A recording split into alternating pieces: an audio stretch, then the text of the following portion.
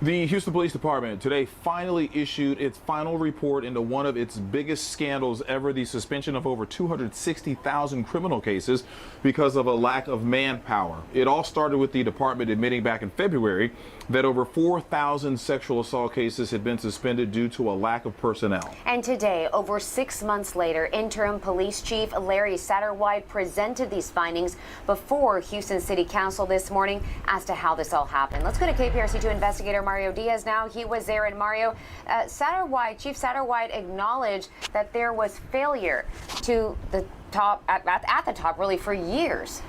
That's right, Danny. Satterwhite started his presentation by speaking to the issues of HPD being understaffed before ultimately admitting the entire leadership team at HPD missed the scandal time and time again. Satterwhite spoke for over an hour, taking several questions from council members as to how something like this could happen. A code that was not only implemented as policy in 2016, but one that Satterwhite admits officers were trained on in terms of how to use it. Satterwhite also confirming what KPRC2 Investigates first reported in April, that sex assault cases involving children had been suspended. Afterwards, the interim chief and the mayor held a news conference. The biggest fail, again, is that there was no follow-up. There was no checking in. There was no looking back to say what actually is going on, and is it the right thing to do, and how do we fix it if we had, because this could have been fixed many years ago, and it's unfortunate that it did not until now. I'm still shocked, having worked with HPD, city leadership, the employee groups, that this could exist for so many years and not become public.